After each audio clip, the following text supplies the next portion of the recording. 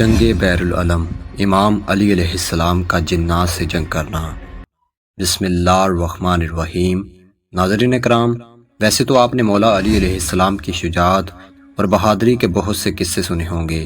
آج کی اس ویڈیو میں ہم بیان کریں گے امام علی علیہ السلام کا جنات سے جنگ کرنا اور 20,000 جنوں کو قتل کرنا اور 24,000 جنوں کے قبائل کو مسلمان کرنا۔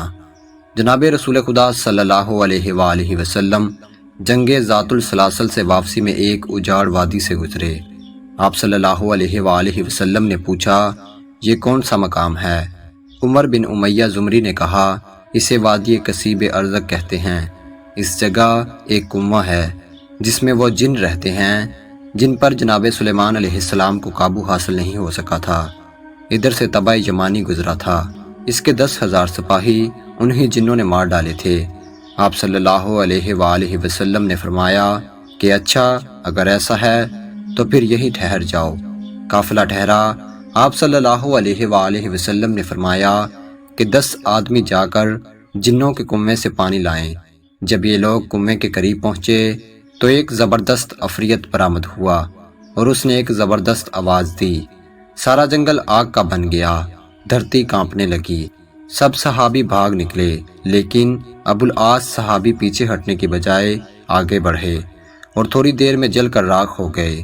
اتنے میں جبرائیل علیہ السلام نازل ہوئے اور انہوں نے سرور کائنات سے کہا کہ کسی اور کو بھیجنے کی بجائے آپ علم دے کر علی ابن ابی طالب علیہ السلام کو بھیجیں۔ امام علی علیہ السلام روانہ ہوئے۔ رسول خدا صلی اللہ علیہ وآلہ وسلم نے دست دعا بلند کیا۔ جناب علی المرتضیٰ پہنچے، عفریت برآمد ہوا اور بڑے غصے میں رجس پڑنے لگا۔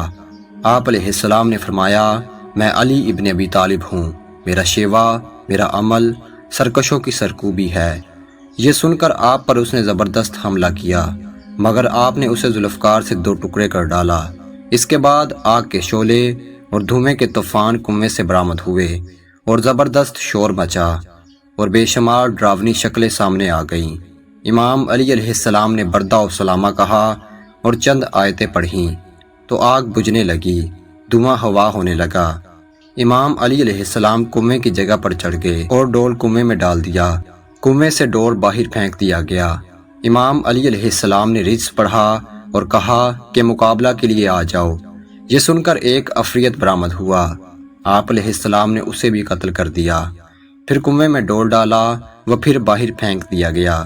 غرض یہ کہ اسی طرح 3 بار ہوا۔ بالآخر آپ نے اصحاب سے کہا کہ میں کمر میں رسی باندھ کر کنویں میں اترتا ہوں، تم رسی پکڑو۔ اصحاب نے رسی پکڑی اور امام علی علیہ السلام کنویں میں اترے۔ تھوڑی دیر کے بعد رسی کٹ گئی اور علی علیہ السلام اور صحابہ کرام کے مابین رابطہ منقطع ہو گیا۔ اصحاب سخت پریشان ہوئے اور گریہ کرنے لگے۔ اتنے میں کنویں سے چیخ و پکار آنے لگی۔ اس کے بعد یہ صدا آئی، ایتینا علی مانا، علی علیہ السلام ہمیں پناہ دو۔ آپ علیہ السلام نے فرمایا، قطع و برید اور ضرب شدید کلمہ پر موقوف ہے، کلمہ پڑھو امان کو۔ غرض یہ کہ کلمہ پڑھا گیا۔